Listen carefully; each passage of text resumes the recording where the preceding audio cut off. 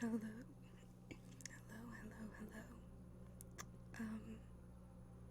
Hey.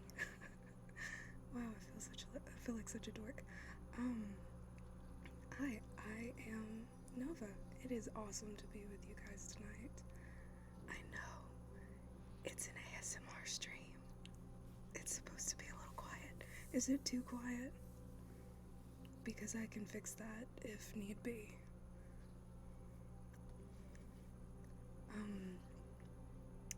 This is my first stream. A little bit nervous, but we're gonna get through this together. Today I'm going to be reading a book to you guys. I'm going to be reading this book. Ooh, can't see it. There it is. Sir Gawain and the Green Knight. Now, this was one of my favorite books. When I was in college, I read it for the first time. My professor of my medieval lit class was amazing and made this like one of the best experiences I had in college. So he was awesome professor. One of my motivations to teach and stuff like that. So yeah, we're gonna read this together. This copy that I have that I'm going to be reading is translated by Simon Armitage. I turned it up a little. Is that better? Translated by Simon Armitage, and this copy is really cool because it's got side-by-side translations in it. So like on this side is the Middle English, and then on the other side is the Modern English. So I'm a big fan of that. Let me see if I can turn myself up a little bit more. Okay, I turned myself up a little bit. I hope that's better. We're working out the technical kinks in this first stream. The next one will be better. So, let's get to the first page. Skip the introduction and the note on the Middle English translation, because I am not going to be reading that to you guys. That would be cruel and unusual punishment, and we're constitutionally protected against that. Okay. Once the siege and assault of Troy had ceased, with the city a smoke heap of cinders and ash, the traitor who contrived such betrayal there was tried for his treachery. The truest on earth, so Aeneas it was, with his noble warriors went conquering abroad, laying claim to the crowns of the wealthiest kingdoms in the western world. Mighty Romulus quickly careered towards Rome and conceived a city in magnificent style, which from then until now has been known by his name. Hi, welcome. I'm so glad to see you. Tisius constructed townships in Tuscany, and Langobard did likewise, building homes in Lombardy.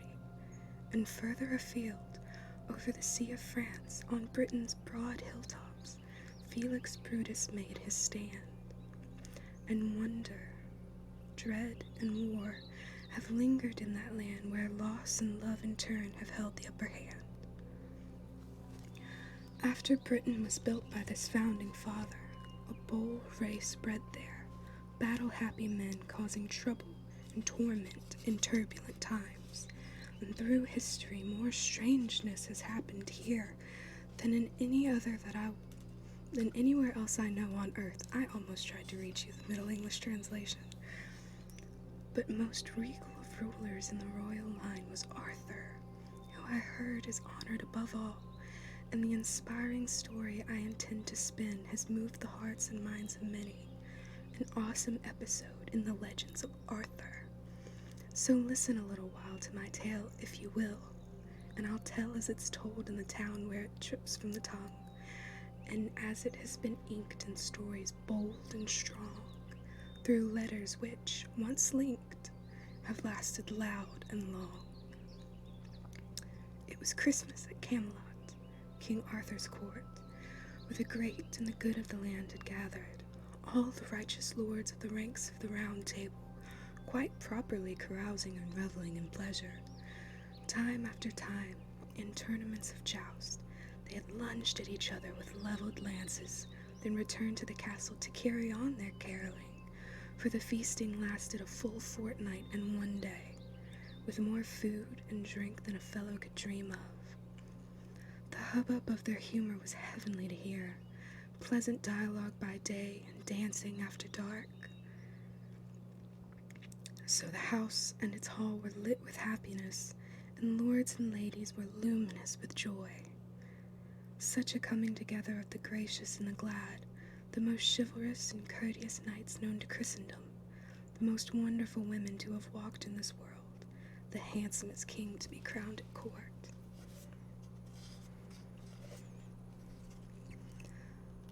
Fine folk with their futures before them, there in that hall, their highly honored king was happiest of all. No nobler knights had come within a castle's wall. With New Year so young it still dawned and stretched, helpings were double on the dais that day, and as king and company were coming to the hall, the choir in the chapel fell suddenly quiet. Then a chorus erupted from the courtiers and clerks.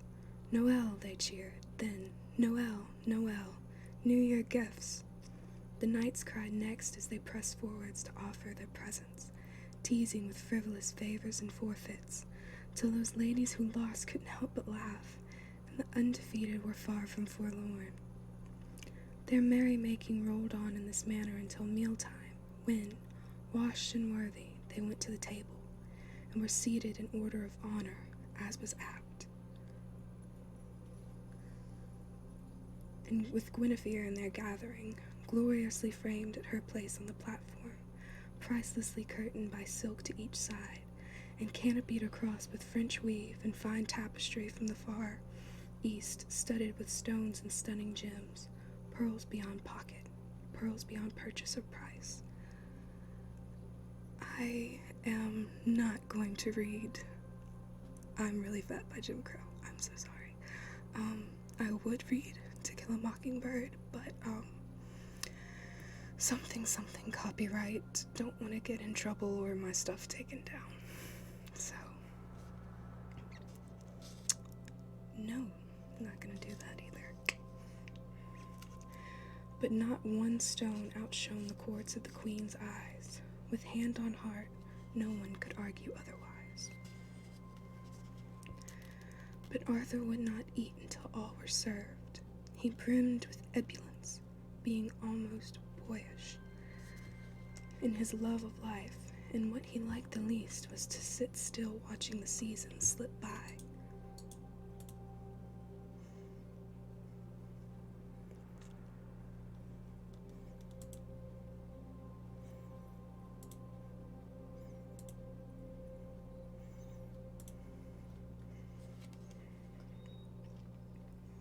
Sorry about that. I took care of it.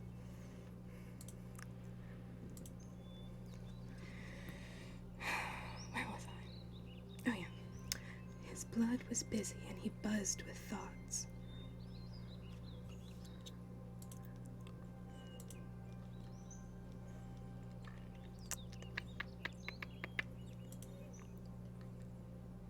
I'm sorry.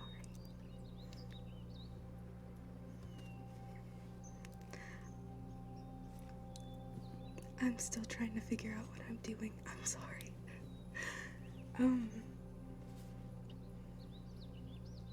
His blood was busy and he buzzed with thoughts, and the matter which played on his mind at that moment was his pledge to take no portion from his plate on such a special day till a story was told.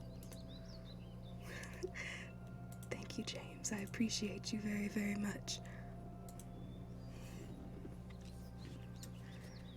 Some far-fetched yarn or outrageous fable. Hi, welcome. It's so good to have you here.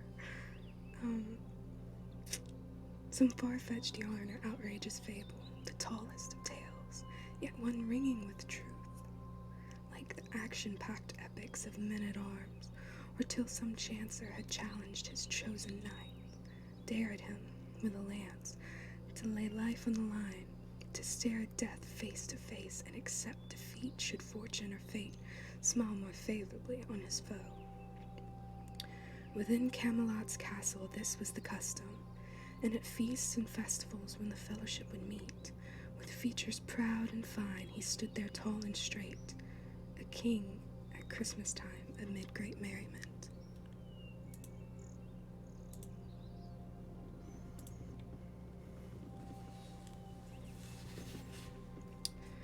And still he stands there, just being himself, chatting away charmingly, exchanging views. Good Sir Gawain is seated by Guinevere, and at Arthur's other side sits Agravain the Hard Hand, both nephews of the king and notable knights. At the head sat Bishop Baldwin as Arthur's guest of honor, with Gawain, son of Urien, to eat beside him. And as soon as the nobles had sampled the spread, the stalwarts on the bench to both sides were served. The first course comes into the fanfare and clamor of blasting trumpets, hung with trembling banners, then pounding double drums and dining pipes, weird sounds and wails of such warbled wildness that to hear and feel them made the heart float free. Flavorsome delicacies of flesh were fetched in the freshest of foods, so many in fact there was scarcely space to present the stews or to set up the soups on silver bowls on the cloth. Each guest received his share of bread or meat or broth, a dozen plates per pair, plus beer or wine, or both. Now, on the subject of supper, I'll say no more, as it's obvious to everyone that no one went without. It does sound like really good food, doesn't it? And them back then, when in like medieval times, prior to that, with the eating like a Viking with the big turkey leg and stuff like that. Oh, the feast! I imagine that was amazing. Because another sound, a new sound, suddenly drew near, which might signal the king to sample his supper, for barely had the horns finished blowing their breath, and with starters just spooned to the seated guests. Yes, always get a giant turkey leg. I've only gone to one Renaissance fair. I went when I was a teenager, so I didn't have any money on me. I was with my boyfriend at the time, my like teenage boyfriend, and his mom bought both of us these giant turkey legs, and like I only thought that it was like a novelty thing until like I got to have one myself, and it was like, how am I ever gonna eat all of this?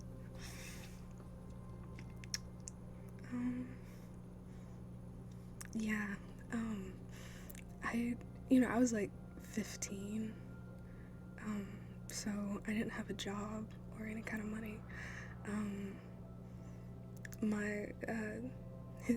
The guy's parents paid for us to go, so yeah, it was really fun though.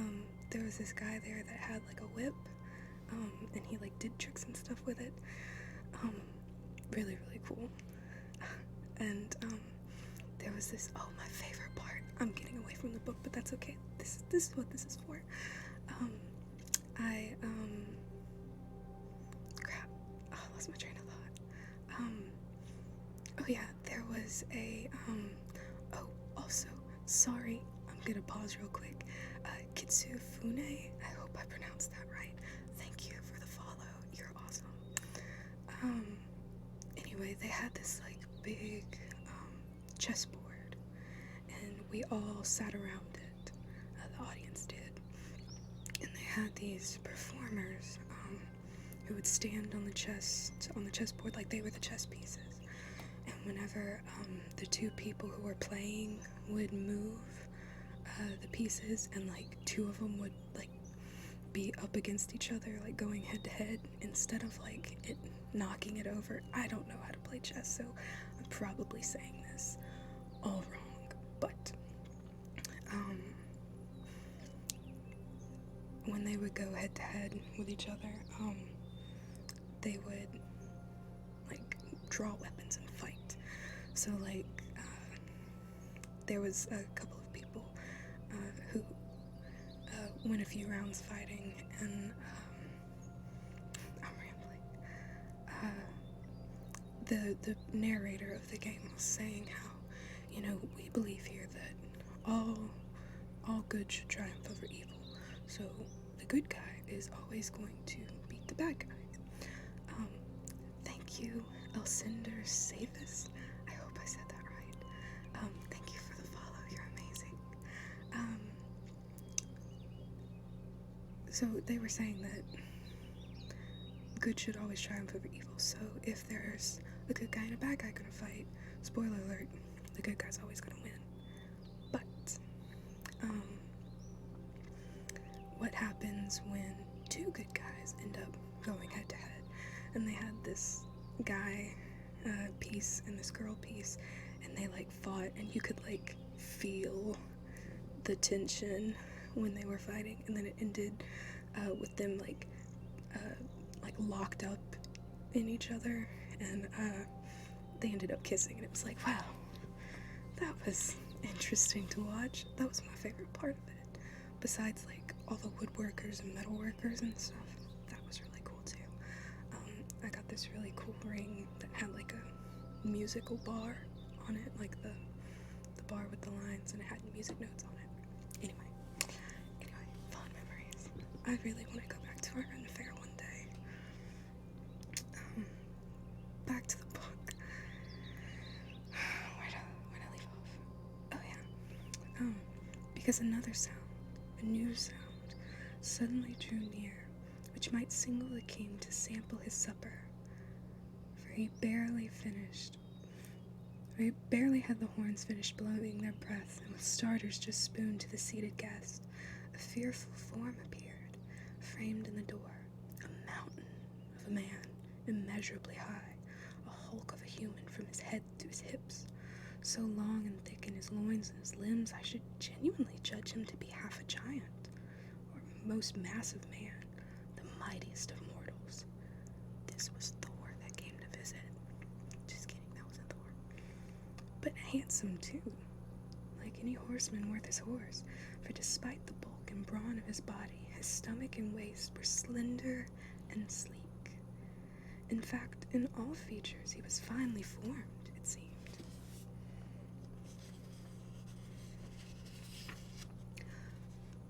Amazement seized their minds. No soul had ever seen a knight of such a kind, entirely emerald green. Crazy. And his gear and garments were green as well, a tight-fitting tunic tailored to his torso, and a cloak to cover him, the cloth fully lined with smoothly shorn fur clearly showing, and faced with all white ermine, as was the hood, worn shawled on his shoulders, shucked from his head. On his lower limbs his leggings were also green, wrapped closely round his calves, and his sparkling spurs were green gold, strapped with stripy silk, and were set on his stockings, for the stranger was shoeless. In all vestments he revealed himself to be veritably verdant. From his belt hooks to his buckle, to the baubles and gems arrayed so richly around his costume, and adorning the saddle, stitched onto silk. All the details of his dress are difficult to describe, embroidered as it was with butterflies and birds, green beads emblazoned on a background of gold. All the horse's tack, harness strap, hind strap, the eye of the bit, each alloy and enamel, and the stirrups he stood in were similarly tinted, and the same with the cantle and the skirts of the saddle, all glimmering and glinting with the greenest jewels. And the horse, every hair was green, from hoof to mane, a steed with pure green stock. Each snort and shudder strained the hand-stitched bridle, but his rider had him reined. fellow in green was in fine fettle. The hair of his head was as green as his horse, fine flowing locks which fanned across his back, plus a bushy green beard growing down to his breast, and his face hair along with the hair of his head was lopped in a line at elbow length, so half his arms were gowned in green growth, crimped at the collar, like a king's cape. The mane of his mount was groomed to match, combed and knotted into curlicues, then tinselled with gold, tied and twisted, green over gold, green over gold. The fetlocks were finished in the same fashion, bright green ribbon braided with beads, as was the tail, to its tippity-tip, tippity-tip, and a long, tied thong lacing it tight was strung with gold bells which resounded and shone. No waking man had witnessed such a warrior or weird war horse, otherworldly, yet flesh and bone. A look of lightning flashed from somewhere in his soul. The force of that man's fist would be a thunderbolt. Yet he wore no helmet and no hauberk either. No armored apparel or plate was apparent. He swung no sword nor sported any shield, but held in one hand a sprig of holly.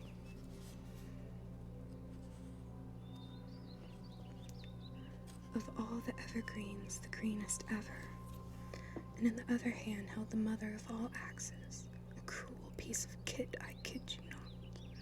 The head was an ell in length at least, and forged in green steel with a gilt finish. The skull-busting blade was so stropped and buffed it could shear a man's scalp and shave him to boot. The handle which fitted that fiend's great fist was inlaid with iron, end to end, with green pigment picking out impressive designs. From stock to neck, where it stopped with a knot, a lace was looped the length of the half, trimming with tassels and tails of string fastened firmly in place by forest green buttons.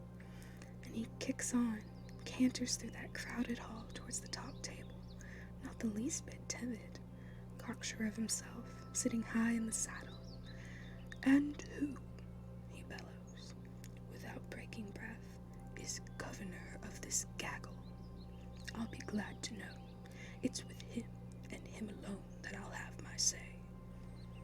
The green man steered his gaze deep into every eye, explored each person's face to probe for a reply.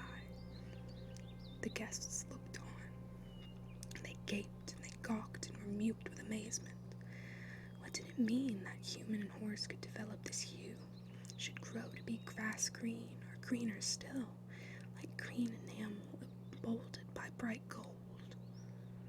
Some stood and stared and stepped a little closer, drawn nearer to the knight to know his next move. They'd seen some sights, but this was something special. A miracle or magic, so they imagined. Yet several of the lords were like statues in their seats, left speechless and rigid, not risking a response. The hall fell hushed, as if all who were present had slipped into sleep, or some trance-like state. No doubt not all were stunned and stilled by dread, but duty-bound to hold their tongues until their sovereign could respond. Then the king acknowledged this curious occurrence, cordially addressed him, keeping his cool. A warm welcome, sir, this winter's night. My name is Arthur. I am head of this house. Won't you slide from that saddle and stay a while? The business which brings you we shall learn of later. No, said the knight. It's not in my nature to idle or alack about this evening, but because your acclaim is so loudly chorused, and your castle and brotherhood are called the best, the strongest men to ever mount the saddle, the worthiest knights ever known to the world, both in competition and true combat, and since courtesy, so it's said, is championed here, I'm intrigued and attracted to your door at this time. Be assured by this holland stem here in my hand that I mean no menace, so expect no malice, for if I'd slogged here tonight to slay and slaughter, my helmet and hauberk wouldn't be at home. and my sword and spear would be here at my side. And more weapons of war, as I'm sure you're aware. I'm clothed for peace, not kitted out for conflict. But if you're half as honorable as I've heard folks say, you'll gracefully grant me this game which I ask for by right. Then Arthur answered, Knight most courteous, you claim a fair, unarmored fight. We'll see you have the same. I'm spoiling for no scrub, I swear. Besides, the bodies on these benches are just bum-fluffed bears. If I'd ridden to your castle rigged out for a ruck, these lightweight adolescents wouldn't last a minute. But it's Yuletide, a time of youthfulness, yes? So at Christmas in this court I lay down a challenge. If a person here present, within these premises, is big or bold or red-blooded enough to strike me one stroke and be struck in return, I shall give him as a gift this gigantic cleaver, and the axe shall be his to handle how he likes. I'll kneel, bare my neck, and take the first knock. So who has the gall, the gumption, the guts? Who'll spring from his seat and snatch this weapon? I offer the axe. Who'll have it as his own? I'll afford one free hit from which I won't flinch, and promise that in 12 months will pass in peace, then claim the duty I deserve in 1 year and 1 day.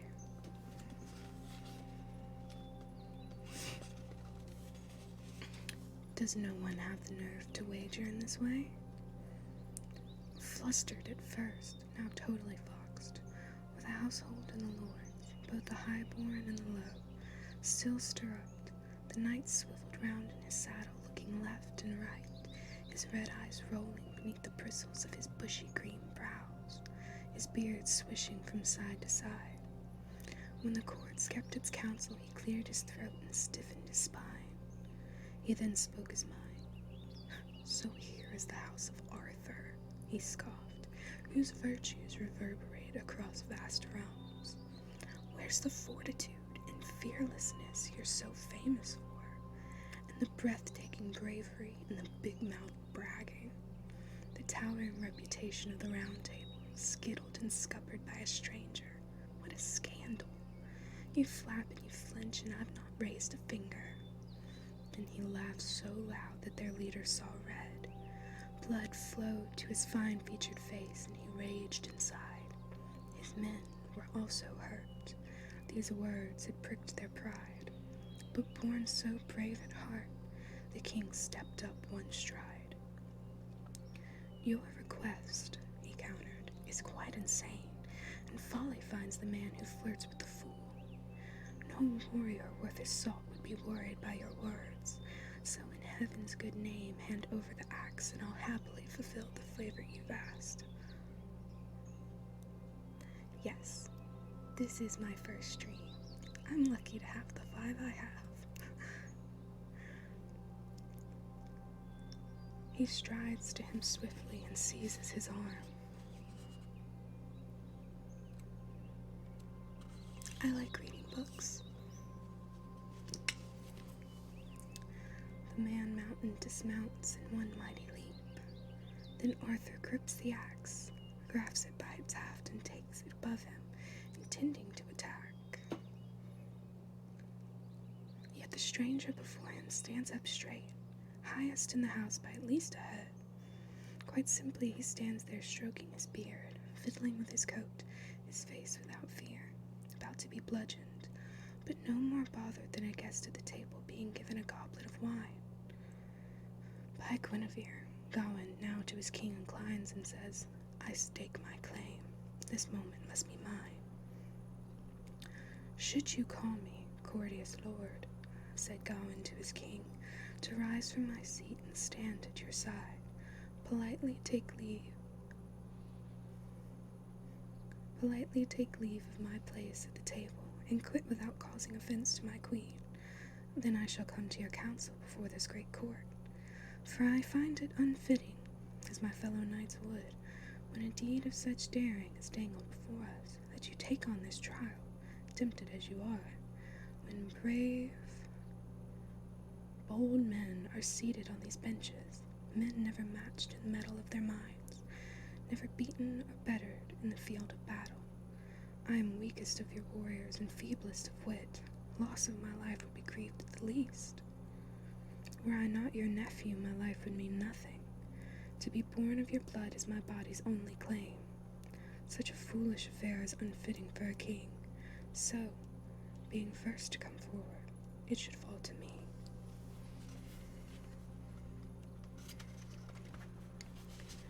And if my proposal is improper, let no other person stand blame. The knighthood then unites, and each knight says the same. Their king can stand aside and give Gawain the game. So the sovereign instructed his knight to stand. Getting to his feet, he moved graciously forward and knelt before Arthur, taking hold of the axe.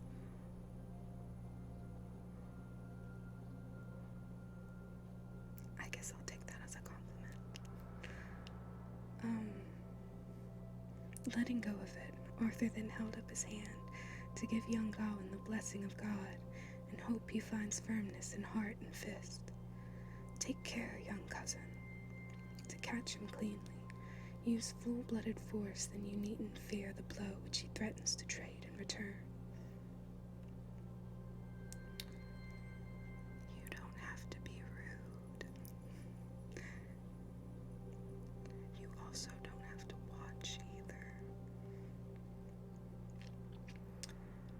Gawain, with the weapon, walked towards the warrior.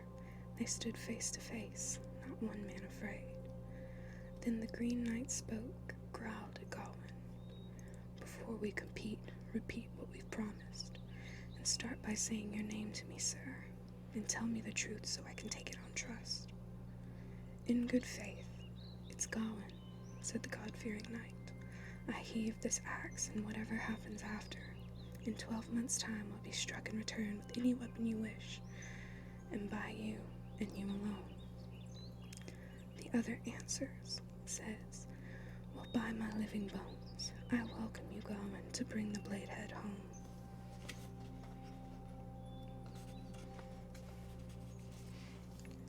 Gawain, said the Green Knight, by God, I'm glad the favor I've called for will fall from your fist. You've perfectly repeated the promise we've made, and the terms of the contest are crystal clear, except for one thing. You must solemnly swear that you'll seek me yourself, that you'll search me out to the ends of the earth to earn the same blows you'll dole out today in this decorous hall. But where will you be? What's your abode? You're a man of mystery, as God is my maker. Which court do you come from, and what are you called? There is knowledge I need, including your name. Then by wit I'll work out the way to your door and keep to our contract, so cross my heart. But enough at New Year, it needs nothing more, said the war man in green to worthy Gawain. I could tell you the truth once you've taken the blow. If you smite me smartly, I could spell out the facts of my house and my home and my name. If it helps, then you'll pay me a visit and vouch for our pact. Or if I keep you quiet, you might cope much better, loafing and lounging there, looking no further. But you stall. Now grasp that gruesome axe and show your striking style. He answered, since you ask, and touched the tempered steel. In the standing position he prepared to be struck, bent forward, revealing a flash of green flesh as he heaped his hair to the crown of his head, the nape of his neck now naked and ready. Gawain grips the axe, heaves it heavenward, plants his left foot firmly on the floor in front, then swings it swiftly towards the bare skin. The cleanness of the strike cleaved the spinal cord and parted the fat and the flesh so far that the bright steel blade took a bite from the floor. The handsome head tumbles onto the earth, and the king's men kick it as it clatters past. Blood gutters brightly against his green gown, yet the man doesn't shudder or stagger or sink, but trudges forward towards them on those tree trunk legs, and rummages around, reaches at their feet, and cobs hold of the head and hoists it high, and strides to his steed.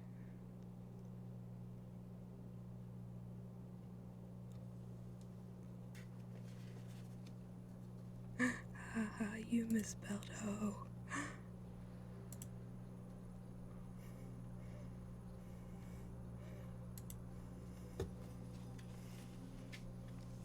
It's okay, James.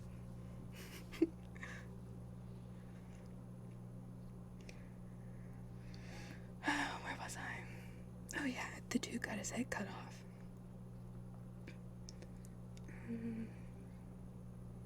Strides to his steed, snatches the bridle, steps into the stirrups, and swings into the saddle, still gripping his head by a handful of hair. Then he settles himself in his seat with the ease of a man unmarked, never mind being minus his head. When he wheeled about, the bloody neck still bled. His point was proved. The court was now deadened with dread. For that scalp and skull now swung from his fist. Towards the top table he turned the face and opened the eyelids, stared straight ahead and spoke this speech, which you'll hear for yourselves. Sir Gawain, be wise enough to keep your word and faithfully follow me until I'm found, as you vowed in this hall within hearing of these horsemen. You're charged with getting to the Green Chapel.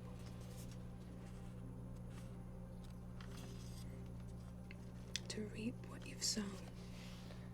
You'll rightfully receive the justice you are due as just as January dawns. Men know my name as the Green Chapel Knight, and even a fool couldn't fail to find me. So come, or be called a coward forever. With a tug of the reins, he twisted around and, head still in hand, galloped out of the hall. So the hooves brought fire from the flame and the flint. Which kingdom he came from they hadn't a clue, no more than they knew where he made for next. And then, well, with the green man gone, they laughed and grinned again, yet such goings-on were magic to those men. And although King Arthur was awestruck at heart, no sign of it showed. Instead, he spoke to his Queen of Queens with courteous words. Dear lady, don't be daunted by this deed today. It's in keeping that such strangeness should occur at Christmas between sessions of banter and seasonal song, amid the lively pastimes of ladies and lords. And at least I'm allowed to eat at last, having witnessed such a wonder, wouldn't you say? He then glanced at Gawain, and was graceful with his words. Now hang up your axe. One hack is enough. So it dangled from the drape behind the dais so that men who saw it would be mesmerized and amazed. And given voice on its evidence to that stunning event. Then the two of them turned and walked to the table, the monarch and his man, and were met with food.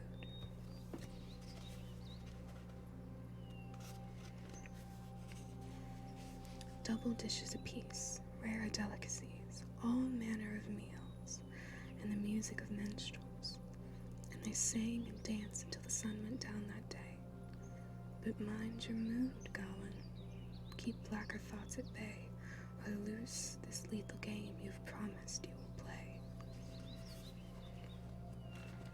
That's the end of chapter 1, so on to chapter 2. This happening was a gift, just as Arthur had asked for it and yearned to hear of while the year was young. And if guests had no subject, they strolled to their seats. Karate Kid, but that's just because I do martial arts myself. I still really love the Goonies, though. And if guests had no subject as they strolled to their seats, now they chattered of Gawain's chances in this challenge. And if Gawain had been glad to begin the game, don't be so shocked should the plot turn pear-shaped, for men might be merry when addled with mead, but each year, short-lived, is unlike the last, and rarely resolves in the style it arrived. So the festival finishes, and a new year follows in eternal sequence, season by season. After lavish Christmas come the lean days of Lent, when the flesh is tested with fish and simple food. Then the world's weather wages war on winter. You see it. I'm reading Sir Gawain and the Green Knight. Apparently they're going to make a movie about it pretty soon. I don't really know much about it except that that's what the word is. But I'm excited about it. I hope they do a good job. If they do anything like they did with The Witcher, then I have faith that it will be good.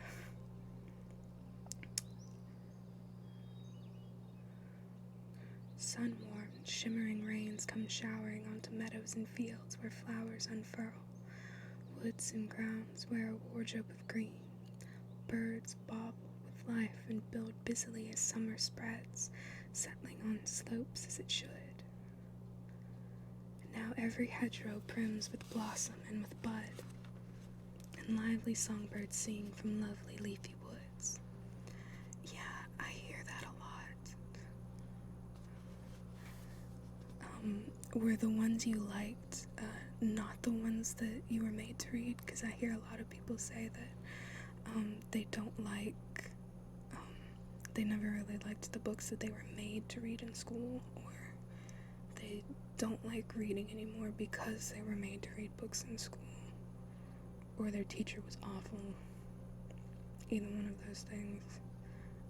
But yeah, I hear that a lot. I'm hoping that in doing this channel, that people who aren't book people can listen to the books being read instead of reading it themselves, and maybe they'll get more enjoyment out of it. I don't know. That's my hope, but we'll see what happens. So summer comes in season with its subtle airs, when the west wind sighs among shoots and seeds, and those plants which flower and flourish are a pleasure, as their leaves let drip their drink of dew, and they sparkle and glitter when glanced by sunlight.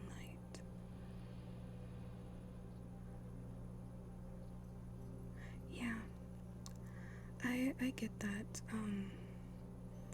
Wolf Rider. I don't think I've ever heard of that book. I can speak from experience about the recommended ones, that sometimes the recommended ones aren't a good fit for the class that you're teaching. You gotta have to look at the class as a whole and see what their interests are, because if you pick a book that, or a story that is, like, say the majority of them are into like outdoorsy stuff, and there's one kid who likes computers. If you pick a story that's mainly about computers, that one kid will be really happy, but the majority of the class will be like, this is boring. Why can't we read Hatchet or something? So sometimes you kind of have to look at the class that you're teaching. I can also speak from experience that I have chosen my books or stories that I've preferred. Now that's not always a good idea, because if you're only picking your favorite books, then A, you're never going to read new books yourself, and B, I just don't think it's a good idea to abuse your power like that. I feel like it's slightly an abuse of power, but I definitely did we were supposed to read House of Usher, but we didn't do that. We did Cask of Amontillado instead.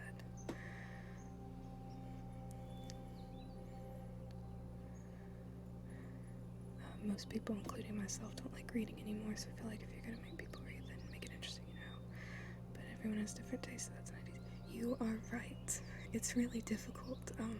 I teach high school, and it's hard sometimes to motivate the kids to read, because there's a lot of kids there that don't like to read. They don't like books.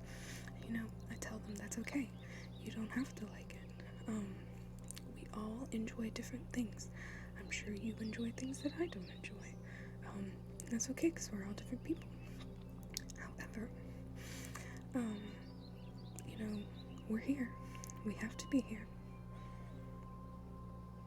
So, oh no, it's okay. That's what the stream is for discussion and book reading. it kind of gives me a break from reading to kind of talk to you guys. So I like talking to people, so this is fun for me. So yeah, that's fun. Yeah, different tastes, but I like to think that, you know, everybody can find a book that they like to read, that they would like no matter what your interests are.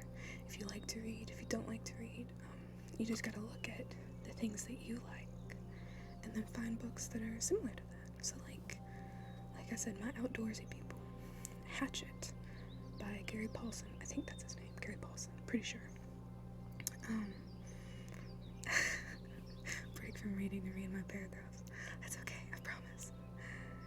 Who's your favorite character in the stories? Oh, wouldn't you like to know, James? Currently, my favorite character is one gentleman named Marius Reed. He is a lovely creature. Beautiful man, a little bit dense sometimes, but he's trying. He tries really hard. I can't pick him. Why can I not pick him? You're only saying that because he's yours. He's not the worst. Hold on one second.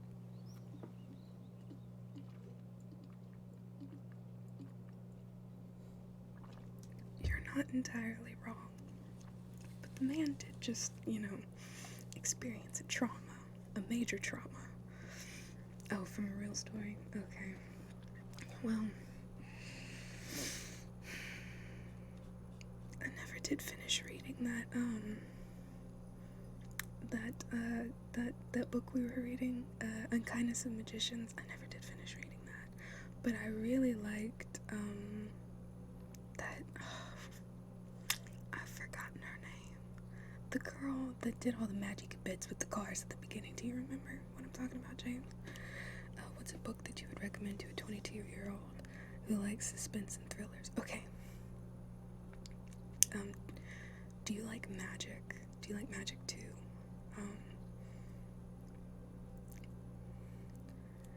Because if you like magic, then I have a suggestion. It's a series of books, lots and lots of books, but you don't necessarily have to have read the books in order. Like, it kind of helps for like backstory stuff, but like each book is kind of like its own case file. You're not a big magic person. Never mind then. I figured you were talking about yourself. Oh gosh. See, I don't read many mysteries or thrillers. I'm a fantasy person. The series that I was gonna suggest is the Dresden Files, because those are like, the main character's a detective, but he's also a wizard. You like the Harry Potter movies. Well, you might like Dresden. You should give it a try. The Dresden Files by Jim Butcher. I forget what the first book is called. There's a bunch of books. The dude is a detective, but he's also a wizard, and his cases surround his cases are, regular police things that happen, but they're usually caused by some sort of yes, they are. The Dresden Files are a great gateway book for non-magic fans. I would highly, highly, highly recommend it. The first book is, I thought the first book was really, really good. Oh god, I don't know how old they are. I can check for you. Hold on. I'm gonna mute my mic real quick.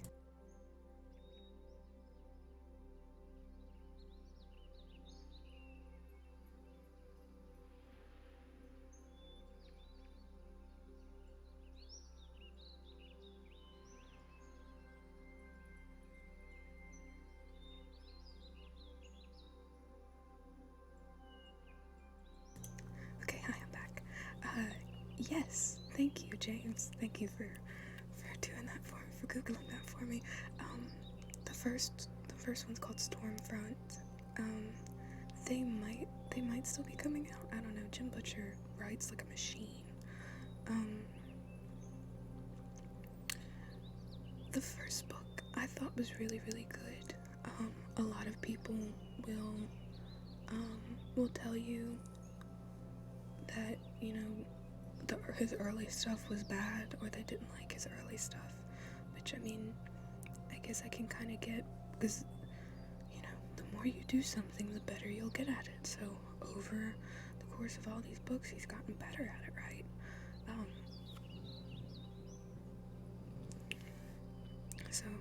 But still, the first books were really, really good, so it only gets better from there.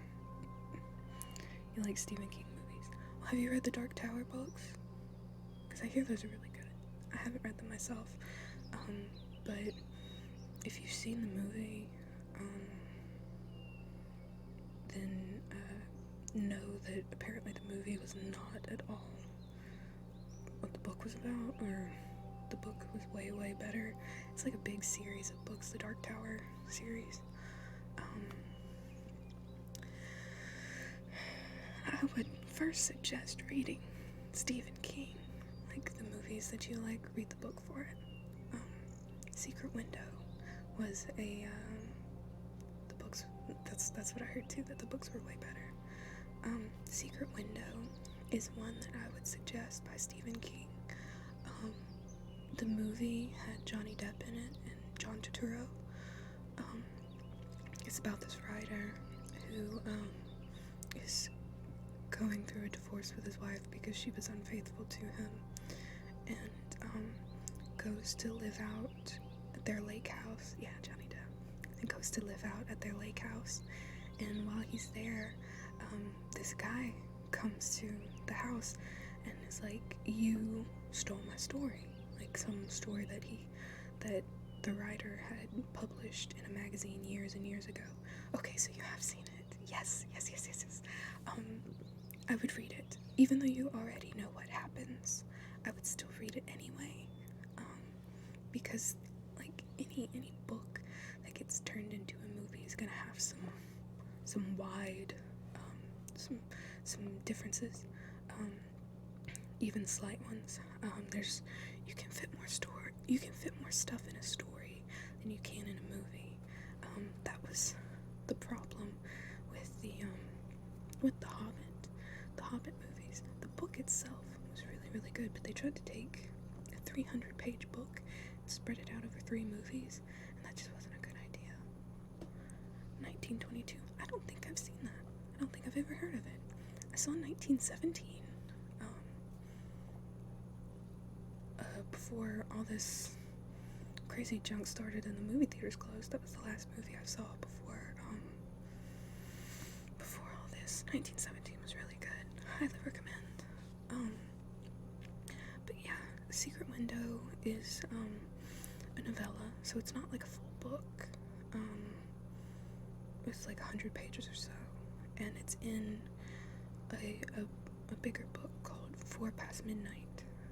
Which is 4 novellas that Stephen King did, and just put them all together. So that one had Secret Window, The Sundog, The Library Policeman, and The Langoliers. The Langoliers was really good. It's like a time traveling thing. Oh, it's a Stephen King book. Okay, I did not know that. I'm not familiar with his whole is there a word for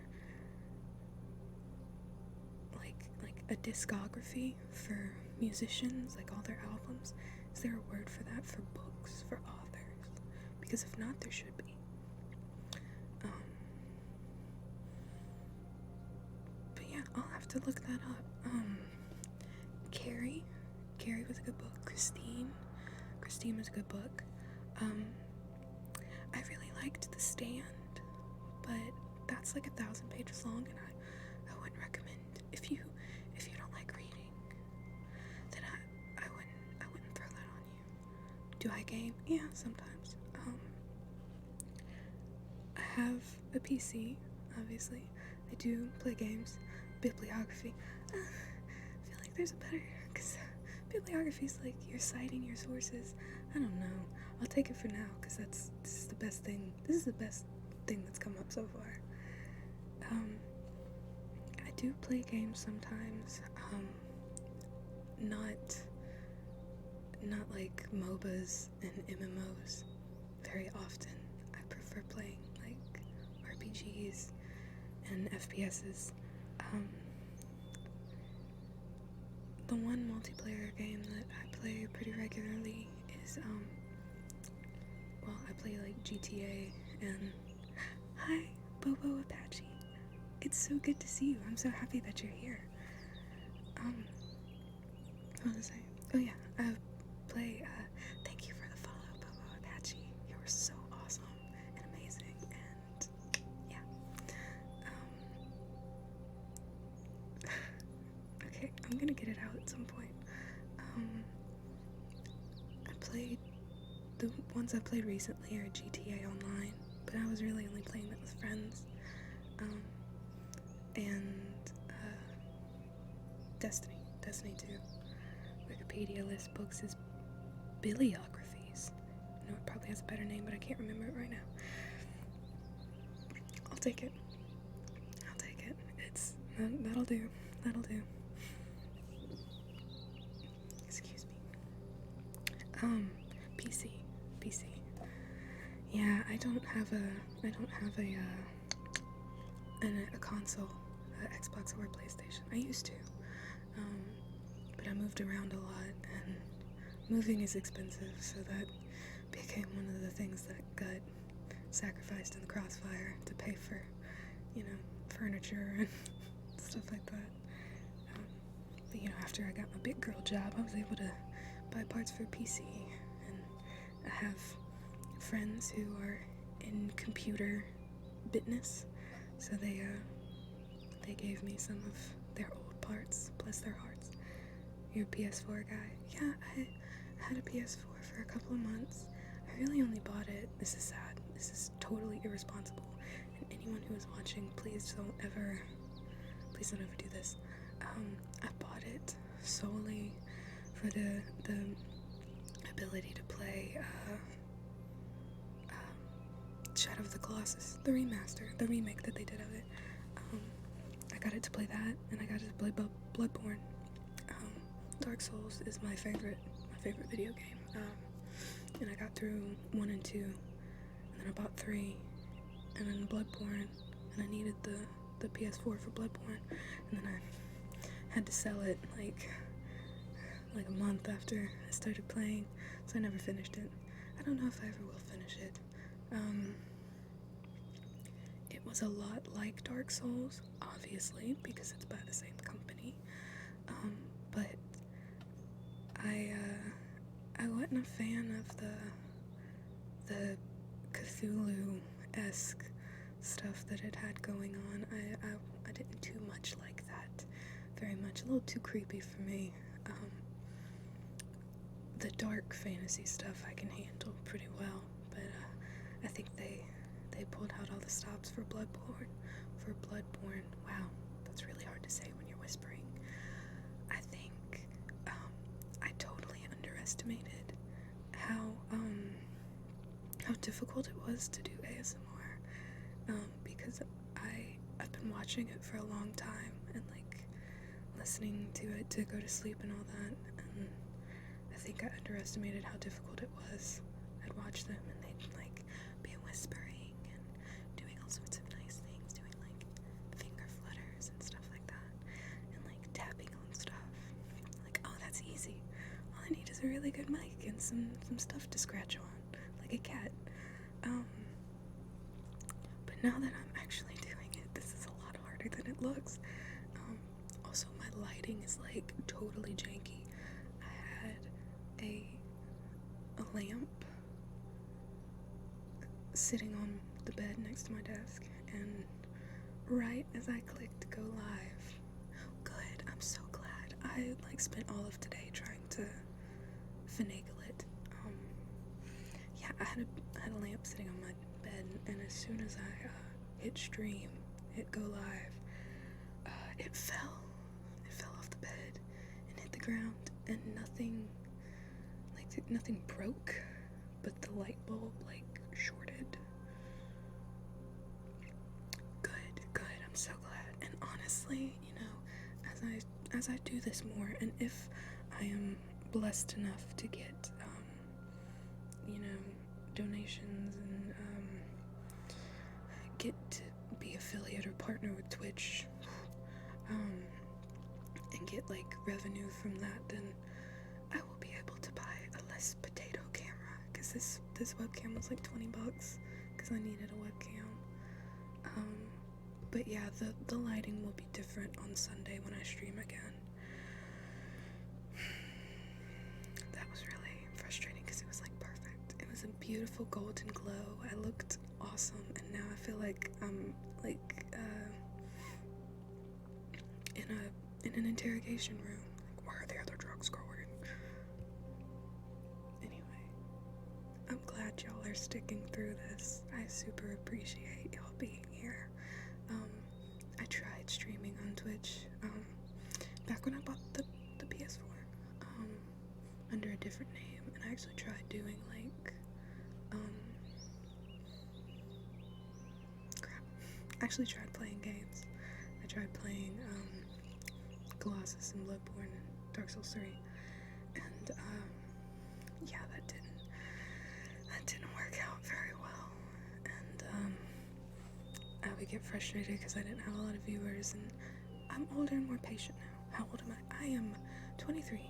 I will be 24 in a little less than a month, so whoop whoop.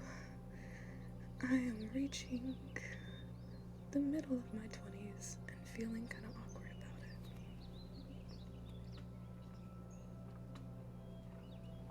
it. I know people like James will call me a baby. A lot of my friends are older than me, and they all, like, oh yeah, I feel like I'm getting old because I'm reaching my mid-20s and it makes me feel weird. And then they laugh at me and say that I'm just a child. I did. Me too, Redskins, me too. James, I did mention you. I was asked how old I was, and I said I mentioned my age and that I feel like I'm getting old because I'm reaching my mid-20s, and then I said you would call me a baby.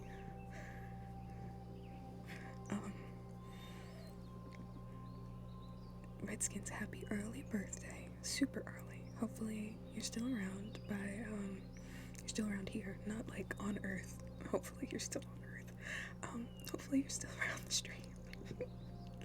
By the time your birthday comes, so I can say happy birthday on the stream. Anyway, I don't think anybody ever really knows what they're doing though.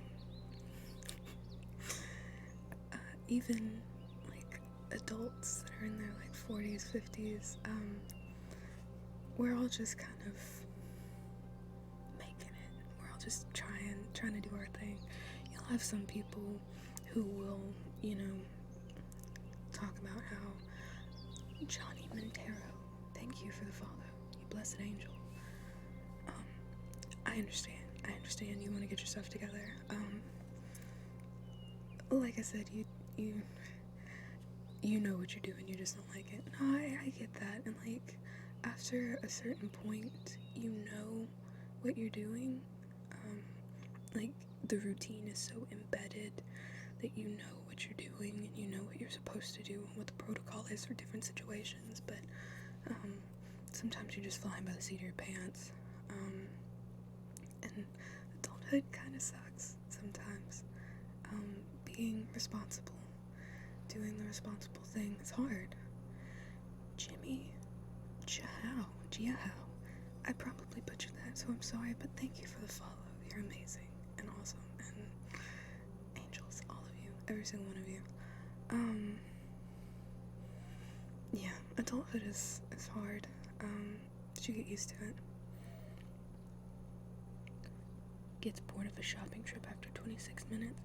That makes sense, probably, unless they're like shopping for something that they want. Like, I know if my brother was shopping for a game, he could probably stare at the wall for hours trying to pick out a game. But that makes sense. Shopping is sometimes not that fun. I heard you say Jimmy and thought, well, how do you know my name? Oh my gosh, is your name Jimmy? Sorry. other user. Anyway. Yeah, shopping is boring sometimes. We're all Jimmy's here. Oh yeah, dumpster fire's name is James, so Jimmy's at the ready. Anyway, I'm going to start reading again. So if there are any other questions, speak now, or forever hold your peace. Okay? No? Okay. I'm reading now. Alright. I don't even remember where I left off. Oh, okay, I remember now. Then autumn arrives to harden the harvest, and with it comes a warning to ripen before winter. The drying airs arrive, driving up dust from the face of the earth to the heights of the heavens, and wild sky wrestles the sun with its winds, and the leaves of the lime lay littered on the ground, and grass that was green turns withered and gray. Then all which had risen over-ripens and rots, and yesterday on yesterday the year dies away, and winter returns, as is the way of the world through time. No, you didn't. It's fine. You didn't mess anything up. I promise this is all going much better than I anticipated it going, so thank you for adding to this wonderful thing. At Michaelmas, the moon stands like that season's sign, a warning to Gawain to rouse himself and ride. Yet by All Saints' Day, he was still at Arthur's side, and they feasted in the name of their noble knight, with the revels and riches of the Round Table.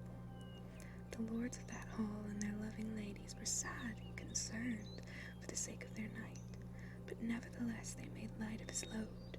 Those joyless in his plight made jokes and rejoiced.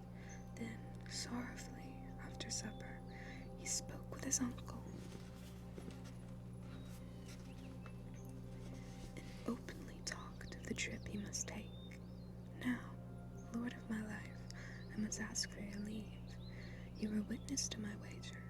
I have no wish to retell you the terms. They're nothing but a trifle. I must set out tomorrow to receive that stroke from the knight in green, and let God be my guide. Then the cream of Camelot crowded around, Wayne and Eric and others of that ilk.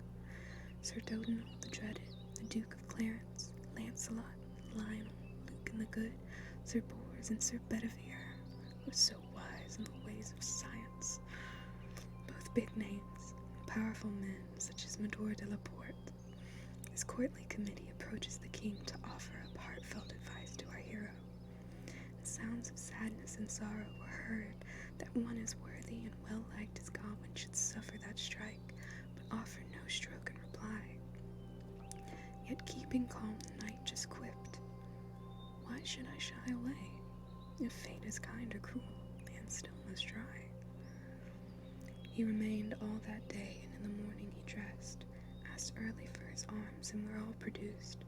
First a rug of rare cloth was unrolled on the floor, heaped with gear which glimmered and gleamed, and onto it he stepped to receive his armored suit.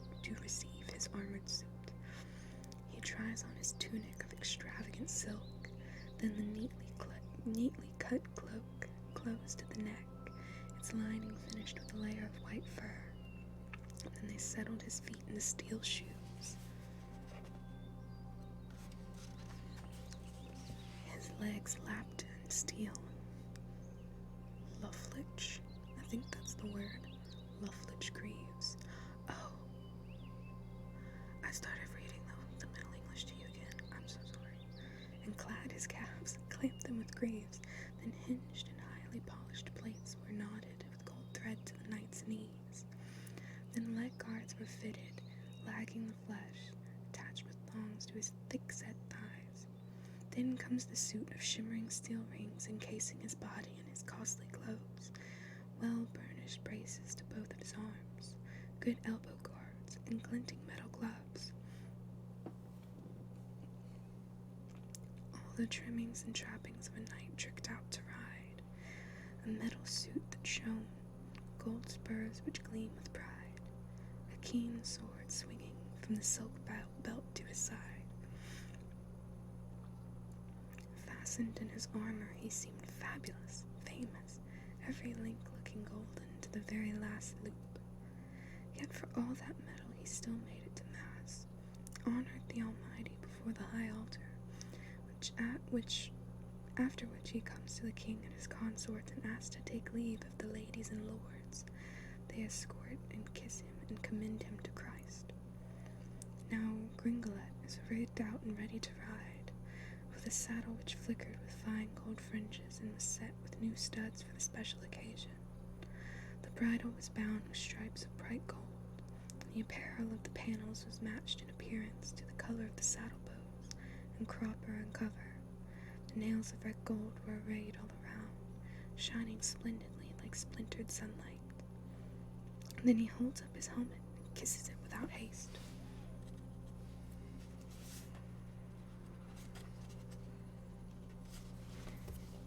It was wrongly stapled, and its lining was stuffed and sat high on his head, fastened behind with a colorful cloth to cover his neck, embroidered and bejeweled with brilliant gems on the broad silk border, and with birds on the seams, such as painted parrots perched among periwinkles, and turtle doves, and true lovers' knots, tightly entwined as if women had worked at it 7 winters at least.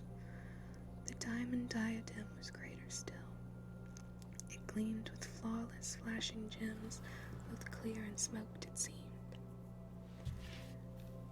Then they showed him the shining scarlet shield with its pentangle, painted in pure gold. He seized it by the strap and slung it round his neck. He looked well in what he wore, and was worthy of it. And why the pentangle was appropriate to that prince I intend to say, though it will stall our story. It is a symbol that Solomon once set in place, and is taken to this day as a token of fidelity, for the form of the figure is a 5-pointed star, and each line overlaps and links with the last, so is ever eternal, and when spoken of in England, is known by the name of the endless knot.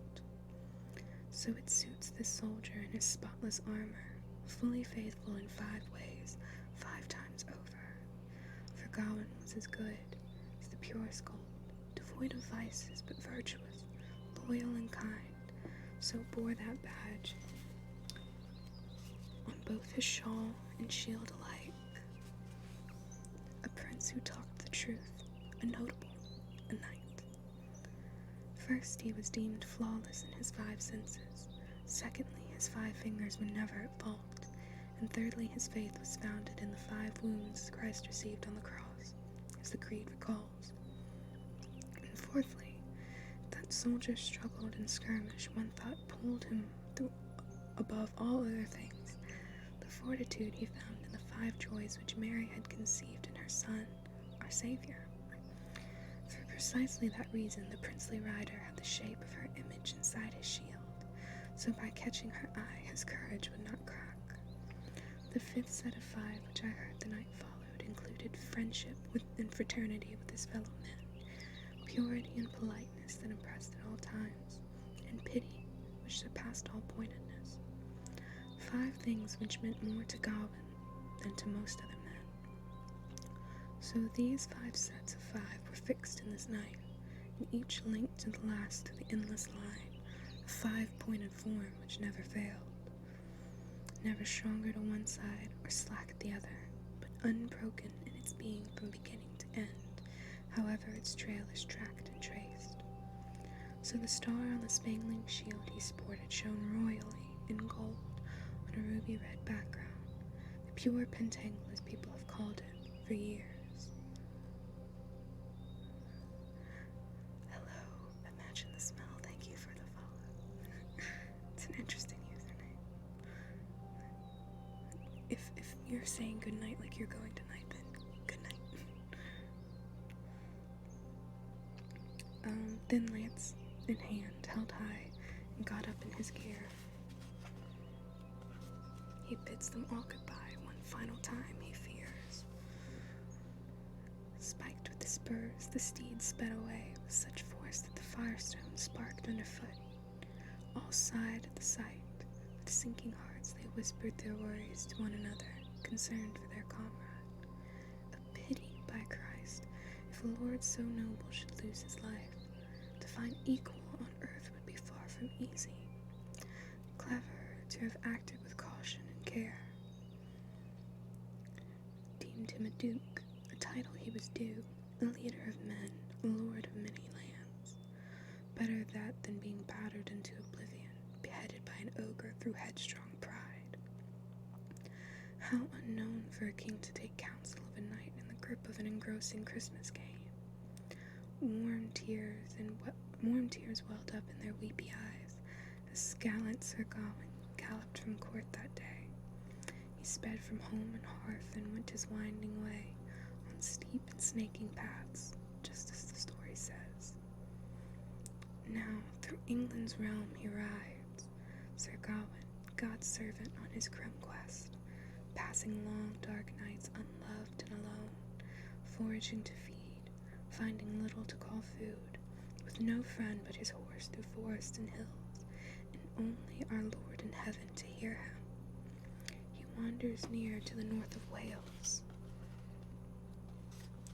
with the Isles of Anglesey off to the left. He keeps to the coast, fording each course, crossing at Holyhead and coming ashore in the wilds of the world, whose wayward people both God and the good men have quite given up on. He constantly inquires of those he encounters, and if they know or not in this neck of the woods, of a great green man or a green chapel. No, they say, never in their lives. They know of neither a chap nor a chapel so strange. He trails through bleak terrain, his mood and manner change at every twist and turn towards that chosen church. In a strange region he scales steep slopes. Far from his friends he cuts a lonely figure. Where he bridges a brook or wades through a waterway, ill fortune brings him face to face with a foe, so foul or fierce he is bound to use force. So momentous are his travels among the mountains, to tell a 10th would be a tall order. Here he scraps with serpents and snarling wolves. Here he tangles with woodwose, causing trouble in the crags, with bulls and bears and the odd wild boar. Hard on his heels through the highlands come giants.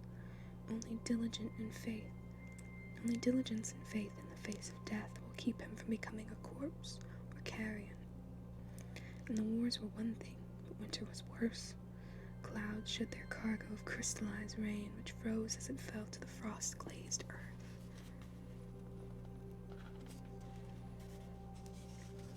With nerves frozen numb, he napped in his armor. That is a word. Hold on. Bivouacked in the blackness amongst bare rocks, where meltwater streamed from the snow-capped summits, and high overhead hung chandeliers of ice. So in peril and pain, Sir Gawain made progress, crisscrossing the countryside until Christmas Eve. Then, at that time of tiding, he prayed to highest heaven that Mother Mary guide him towards some house or haven. Next morning he moves on, skirts the mountainside, descends a steep forest densely overgrown, with ancient oaks and huddles of hundreds, and vaulting hills above each half of the valley. Hazel and hawthorn are interwoven, decked and draped in damp, shaggy moss, and bedraggled birds on bare, black branches pipe pitifully into the piercing cold. Under cover of the canopy he girded Gringolet through mud and marshland. A most mournful man, concerned and afraid in case he should fail in the worship of our deity, who, on that date, was born the Virgin Son to save our souls. He prayed with heavy heart, Father, hear me, and Lady Mary, our Mother most mild, let me happen on some house where Mass might be heard, and matins in the morning. Meekly I ask, and here I utter my patter, Ave, and creed. He rides the path and prays.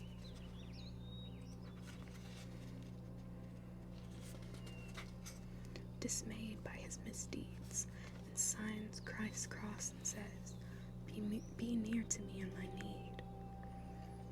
No sooner had he signed himself 3 times than he became aware, in those woods, of high walls in a moat on a mound, bordered by the boughs of a thick trunk timber which trimmed the waters.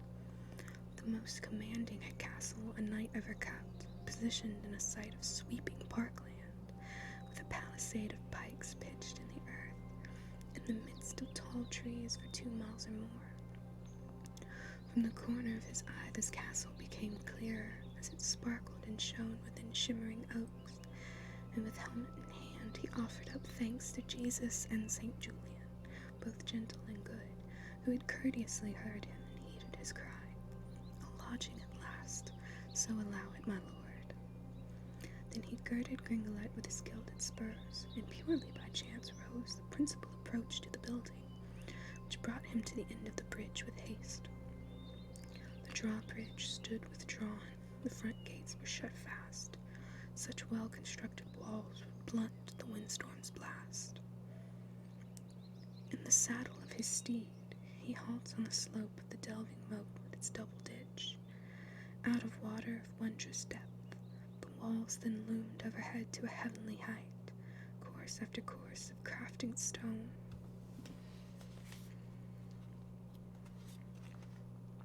Then battlements embellished in the boldest style, and turrets arranged around the ramparts with lockable loopholes set into the lookouts.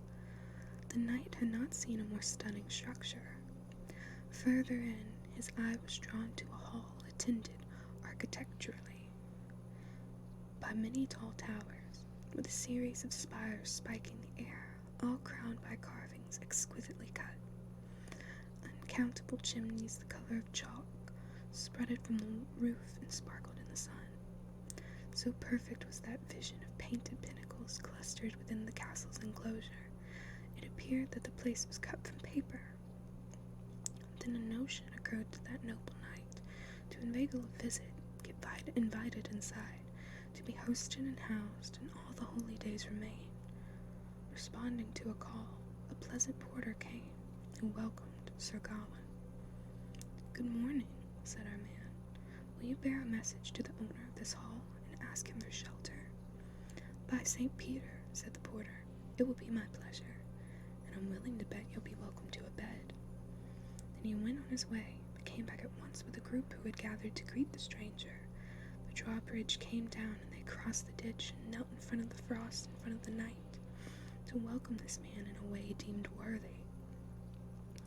Then they yielded to their guest, yanked open the gate, and turned the page, and bidding them to rise, he rode across the bridge. He was assisted from the saddle by several men, and the strongest amongst them stabled his steed. Then knights and the squires of knights drew near to escort him with courtesy into the castle. As he took off his helmet, many hasty hands reached out to receive it and serve the stranger, and his sword and his shield were taken aside. And he made himself known to nobles and knights, and proud fellows pressed forward to confer their respects. Still heavy with armor, he was led to the hall where a fire burned bright with the fiercest flames. Then the master of the manor emerged from his chamber to greet him in the hall with all due honor, saying, "Behave in my house as your heart pleases. Do whatever you want, you are welcome. Do what you will." "My thanks," Gawain exclaimed. "May Christ reward you well." Then firmly, like good friends, they hugged and held a while. Gawain gazed at the lord who greeted him so gracefully, the great one who governed that grand estate, powerful and large. In the prime of his life, the bushy beard red as a beaver's, steady in his stance, solid of build, with a fiery face but with fine conversation. A man quite capable, it occurred to Gawain, of keeping such a castle and captaining his knights. Escorted to his quarters, the lord quickly orders that a servant be assigned to assist Gawain. I liked that internal rhyme a lot. And many were willing to wait on his word. They brought him to a bedroom, beautifully furnished with fine silken fabrics finished in gold, curious coverlets lavished quilted in bloodless ermine and embroidered to each border. Curtains ran on cords and through red gold rings. Tapestries from Toulouse and Turkestan were fixed against walls and fitted underfoot. With humorous banter, Gawain was helped out of his chainmail coat and costly clothes. They rushed to bring him an array of robes of the choicest cloth. He chose and changed, and as soon as he stood in that stunning gown, with its flowing skirts which suited his shape, it almost appeared to the persons present that spring, in its spectrum of colors, had sprung. So alive and lean were that young man's limbs, a nobler creature Christ had never created, they declared. This knight, whose country was unclear, now seemed to them by sight a prince without peer, in fields where fierce men fight. In front of a flaming fireside, a chair was pulled into place for Gawain, and padded with covers and quilts all cleverly stitched. Then a cape was cast across the night, of rich brown cloth with embroidered borders, finished inside with the finest furs, ermine, to be exact, in a hood which echoed it. Resplendently dressed, he settled in his seat.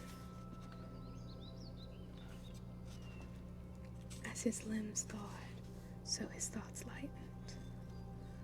Soon a table was set on sturdy trestles, covered entirely with a clean white cloth, and cruets of salt and silver spoons.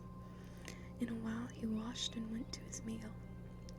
Staff came quickly and served him in style, with several soups all seasoned to taste, double helpings as was fitting, and a feast of fish, some baked in bread, some browned over flames, some boiled or steamed, some stewed in splices and subtle sauces to tantalize his tongue.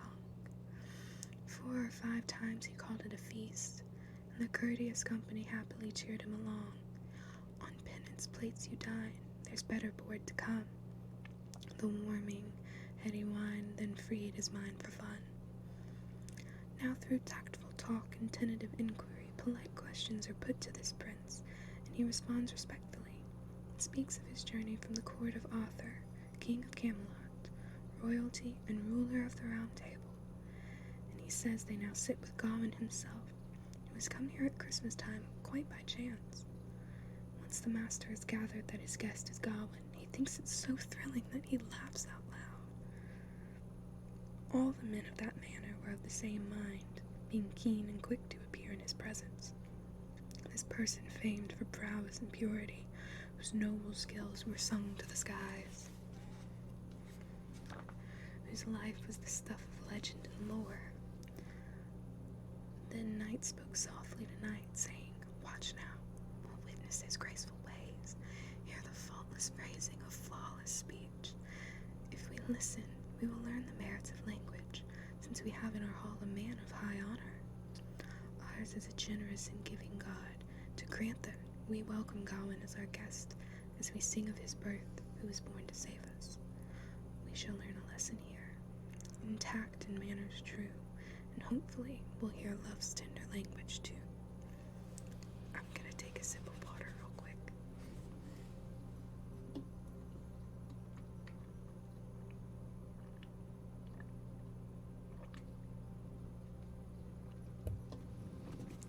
I lied, it wasn't water. It's Thai tea. I just ordered some from Amazon, and I've gone crazy over it. I think I've had 2 cups a day every day, big cups too, not little glasses. I'm talking 32 ounces of your daily recommended amount of water I'm getting in Thai tea. It's fine. It's got water in it, right? You should hydrate.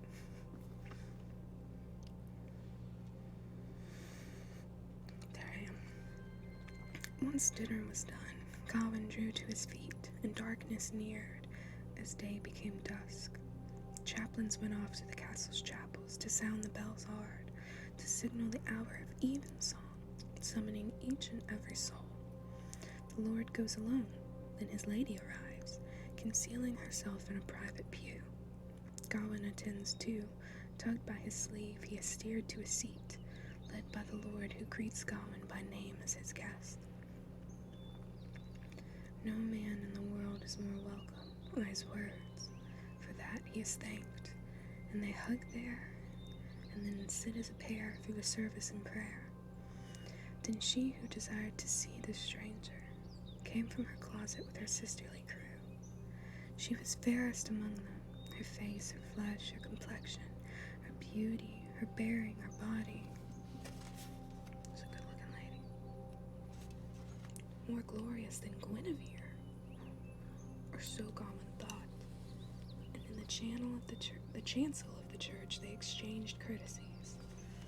She was hand in hand with a lady to her left, someone altered by age, an ancient dame, well respected, it seemed, by the servants at her side.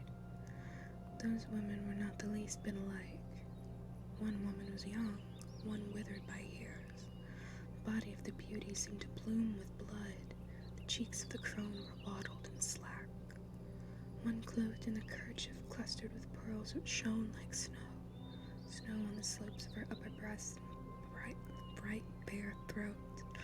The other one was noosed and knotted at the neck, her chin enveloped in chalk-white veils, her forehead fully enfolded in silk, with detailed designs at the edges and hems. Nothing bare, except for the black of her brows and the eyes and the nose and the naked lips, which were chapped and bleated in a sorrowful sight.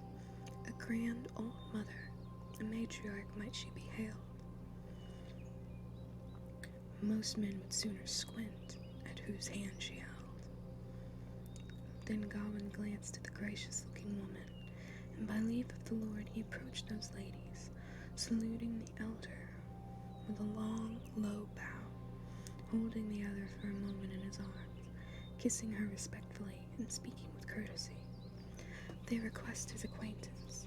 Quickly, he offers to serve them unswervingly, should they say the word. They take him between them and talk as they walk, to a hearth full of heat, and hurriedly ask for specially spiced cakes, which are speedily fetched, and wine filled each goblet again and again. Big Man Griff, thank you for the follow. You're amazing.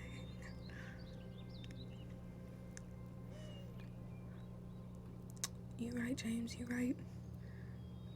Gawain is supposed to be like this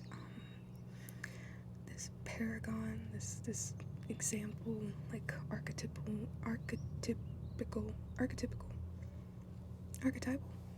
He's an archetype. There you go. He's an archetype. And he's supposed to represent like purity and piety and all that stuff. So he's like super suave and awesome. Anyway, they make a big deal of it. Frequently the lord would leap to his feet, insisting that mirth and merriment be made. Hauling off his hood, he hoisted it on a spear. I don't think you can subscribe yet. Silly me put that up on the stream overlay because I wasn't thinking. But I'm not a partner or an affiliate or anything, so I don't think you can subscribe yet. But the follow for now is awesome, and you'll get notifications if you enable them for when I go on stream. Twitter, I let people know when I'm gonna stream. YouTube will have my videos. This is the first stream, so still pretty new to this thing, but I'm flattered that you want to subscribe, and I hope you still have that same enthusiasm when I'm able to put that up for people.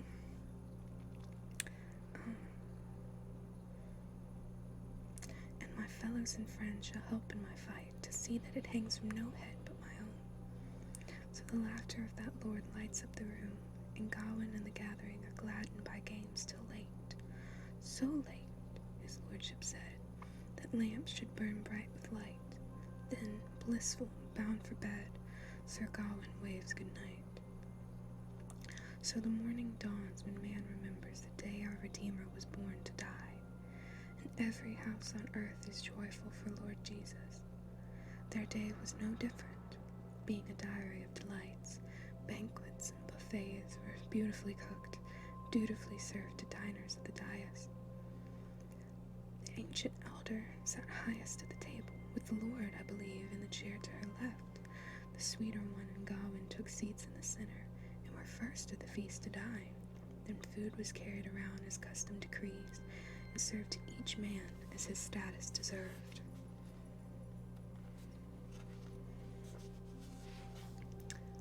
There was feasting, there was fun, and such feelings of joy as could not be conveyed by quick description, yet to tell it in detail would take too much time. But I'm aware that Gawain and the beautiful woman found such comfort and closeness in each other's company through warm exchanges of whispered words, and refined conversation free from foulness, that their pleasure surpassed all princely sports by far. Beneath the din of drums men followed their affairs, and trumpets thrilled and thrummed as those two tended theirs. Joyce Denav, thank you for the follow. You're amazing and an angel. They drank and danced all day and the next. Nair Skywolf, thank you for the follow. You're amazing and an angel. Then St. John's Day passed with a gentler joy, as the Christmas feasting came to a close. Guests were to go to the grayness of dawn, so they laughed and dined till the dusk darkened, swaying and swirling to music and song. Then at last, in their lateness, they upped and left towards distant parts along different paths. Gawain offered his goodbyes, but was ushered by his host. I'm glad you think so, Joyce. I like your bongo cats. Are those Danishes? Are those jelly-filled donuts? Gawain offered his goodbyes, but was ushered by his host to his host's own chamber, in the heat of its chimney, waylaid by the Lord so the Lord might thank him profoundly and profusely for the favor he had shown in honoring his house that hallowed season, and lighting every corner of the castle with his character. For as long as I live, my life shall be better, that Gawain was a guest at God's own feast. By God, said Gawain, but the gratitude goes to you. May the High King of Heaven repay your honor. Your requests are now this night's commands. I am bound by your bidding. No boon is too high to say. At length his lordship tried to get his guest to stay, but proud Gawain replied he must now make his way. Then the Lord, being curious, made a courteous inquiry of what desperate deed in the depth of winter should coax him from Camelot so quickly and alone, before Christmas was over in his king's court. What, you ask? Said the knight. You shall now know. A most pressing matter prized me from that place. I myself am summoned to seek out a site, and I have not the faintest idea where to find it. But I must find it by the first of the year, and not fail for all the acres in England, so help me Lord. And in speaking of my quest, I respectfully request that you tell me, in truth, if you have heard of the tale of a green chapel, of the grounds where a green chapel stands, or the guardian of those grounds who is colored green. For I am bound by a bond agreed to us both, to link up with him there, should I live that long. As dawn on New Year's Day draws near, if God sees fit, I shall face that freak more happily than I would the most wondrous wealth. With your blessing, therefore, I must follow my feet. In 3 short days my destiny is due, and I would rather drop dead than default from duty. Then laughing out loud, the Lord said, Relax. Chill out. Everything's copacetic. I'll direct you to your rendezvous when the time is right. You'll get to the green chapel, so give up your grieving. You can bask in your bed, bide your time, save your fond farewells to the first of the year, and still meet him by mid-morning to do as you may. So stay. The guide will get you there at dawn on New Year's Day. The place you need is near, 2 miles at most away. Then Gawain was giddy with gladness and declared, "For this more than anything I thank you thoroughly. Now my sight is set. I'll stay in your service until that time, attending every task." The Lord squeezed Gawain's arm and seated him at his side, and called for the ladies to keep him company. Need to get some writing done. Okay, James, good luck. Good luck on the writing thing. You can do it. There was pleasure aplenty in their private talk. The lips of the Lord ran wild. Thank you, James. I love you. The lips of the Lord ran wild with words, like the mouth of a madman, not knowing his own mind. Then, speaking to Gawain, he suddenly shouted, "You have sworn to serve me, whatever I instruct. Will you hold to that oath here and now?" "You may trust my tongue," said Gawain. "In truth, for within these walls I am servant to your will." The Lord said warmly, "You are weary and worn, hollowed with hunger, harrowed by tiredness, yet you joined in my revelry right royally every night. You relax as you like, lie in your bed until mass tomorrow, then go to your meadow where my wife will be waiting. She will sit at your side to accompany and comfort you in my absence from court. So lounge. At dawn I'll rise and ride to hunt with horse and hound." The gracious knight agreed, and, bending low, he bowed. "Furthermore," said the master, "let's make a pact. Here's a wager. What I win in the woods will be yours, and what you gain while I'm gone you will give to me. Young sir, let's swap and strike a bond. Let a bargain be a bargain, for worse or for better." "By God," said Gawain, "I agree to the terms, and I find it pleasing that you favor such fun. Let drink be served and we'll seal the deal." The Lord cried loudly, and everyone laughed. So they reveled and caroused uproariously, those lords and ladies, for as long as they liked.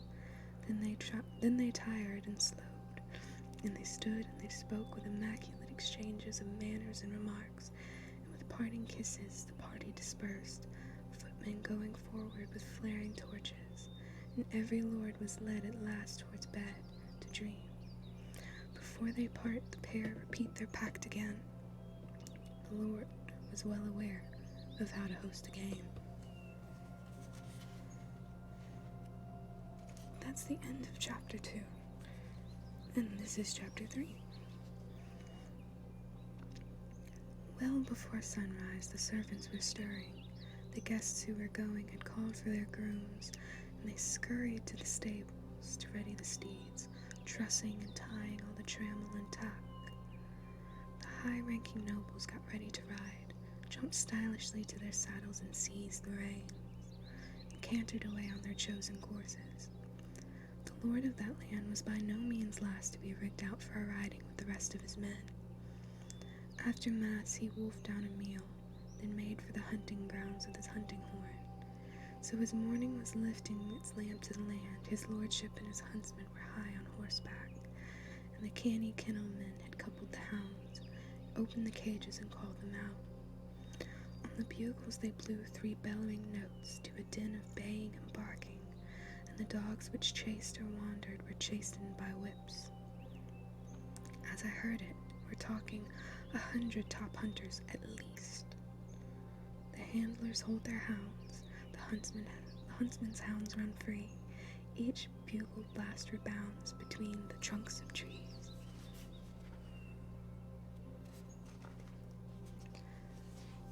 As the cry went up, the wild creatures quaked. The deer in the dale, quivering with dread, hurtled to high ground, but were headed off by the ring of beaters who bawled and roared. The stags of their herd, with their high-branched heads and the broad-horned bucks, were allowed to pass by. The lord of the land laid down a law that man should not maim the male in close season. But the hinds were halted with hollers and whoops, and the din drove the does to sprint for the dells. Then the eye can see that the air is all arrows. All across the forest they flashed and flickered, biting through hides with their broad heads. What? They bleed as they bleed and die on the banks, and always the hounds are hard on their heels. The hunters on horseback come hammering behind, with stone-splitting cries, as if cliffs had collapsed. And those animals which escaped the aim of the archers were steered from the slopes, down to rivers and streams, and set upon and seized at the stations below.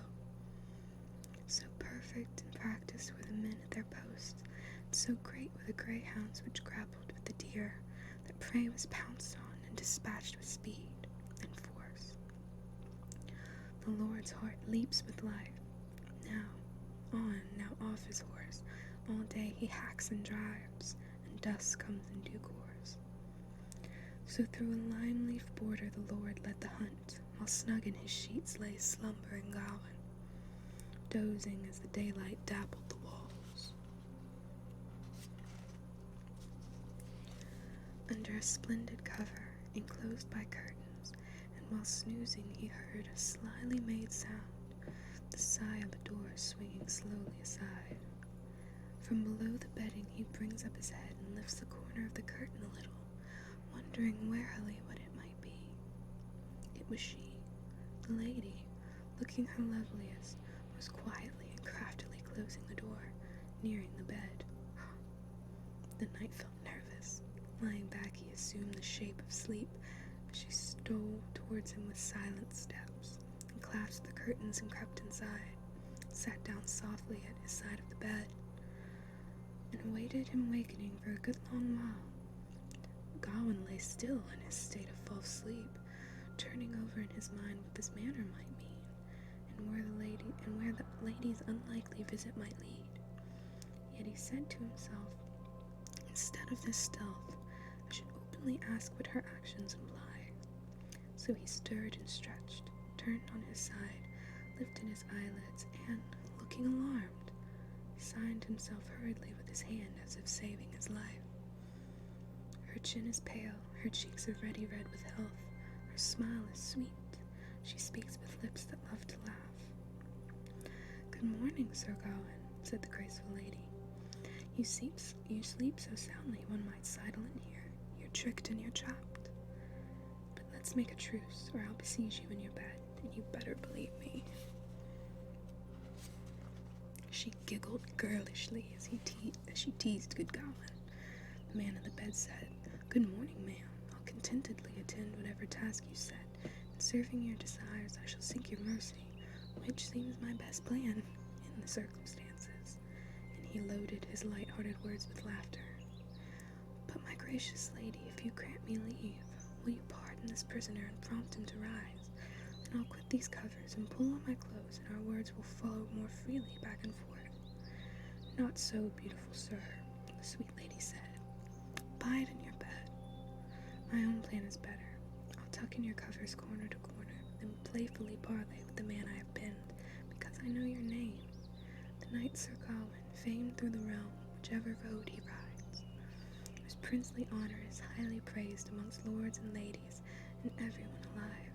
And right here you lie, and we are all left alone, with my husband and his huntsmen away in the hills, the servants snoring and my maids asleep, and the door to this bedroom barred with a bolt. I have in my house an honored guest, so I'll take my time. I'll be talking to him for a while. You're free to have my all. Do with me what you will. I'll come just as you call and swear to serve you well. In good faith, said Gawain. Such gracious flattery, though in truth I'm not nearly such a noble knight.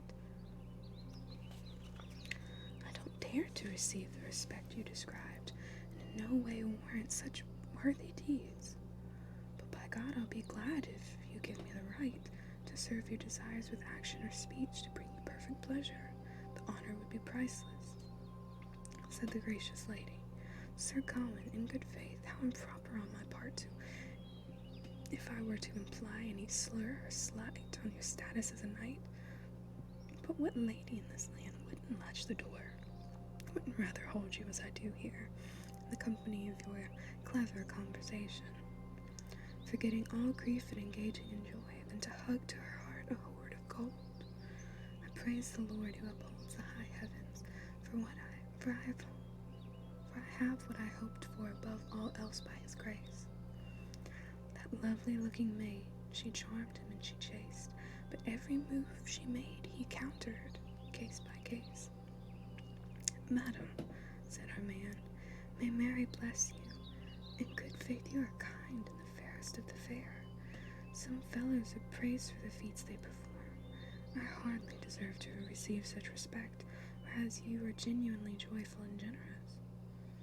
"By Mary," she declared, "it's quite the contrary. Were I the wealthiest woman in the world, with priceless pearls in the palm of my hand to bargain with and buy the best of all men, and for all the signs you have shown me, sir, of kindness, courtesy, and exquisite looks, a picture of perfection, now proved to be true, no person on this planet would be picked before you." "In fairness," said Gawain, "you found far better, but I'm proud of the price you would pay from your purse, and will swear to serve you as my sovereign forever. Let Christ now know that Gawain is your knight." Then they muse on many things through morning and midday, and the lady stares with a loving look. But Gawain is a gentleman and remains on guard, and although no woman could be warmer or more winning, he is cool in his conduct, on account of the scene he foresees, the strike he must receive, as cruel fate decrees. The lady begs her leave. At once Gawain agrees. She glanced at him, laughed and gave her goodbye, and stunned him with astounding words. "May the Lord repay you for your prize performance, but I know Gawain could never be your name." "But why not?" asked the knight, in need of an answer, afraid that some fault in his manners had failed him. The beautiful woman blessed him, then rebuked him. A good man like Gawain, so greatly regarded, the embodiment of courtliness to the bones of his being, would never have lingered so long with a lady without craving a kiss, as politeness requires, or coaxing a kiss with his closing words. "Very well," said Gawain, "let's do as you wish. If a kiss is your request, I shall keep my promise to faithfully fulfill you, so ask no further." The lady comes close, cradles him in his arms, and leans nearer and nearer and kisses the knight. They courteously commend each other to Christ, and without one more word the woman is away. He leaps from where he lies at a heck of a lick, calls for his chamberlain, juices his clothes, makes himself ready, then marches off to mass. Then he went to a meal which was made and waiting, and merry and unamused, till the moon had silvered the view. No man felt more at home, tucked in between those two, the cute one and the crone. Their gladness grew and grew. This is going to be where we stop for the evening. Thank you all for joining me tonight. I'm going to do another stream on Sunday, same time, 10 p.m. Central Standard Time. You can follow me on Twitter. I usually put up announcements when I'm going to post. Usually post announcements for when I'm going to stream, and you can follow me on YouTube. I'm going to be putting up all the videos of the streams, weird technological stuff notwithstanding. So yeah, thank you guys for joining me. Thank you for all the follows and stuff. Got way more than I expected to tonight, so you guys are freaking amazing. I hope you all have a really awesome evening,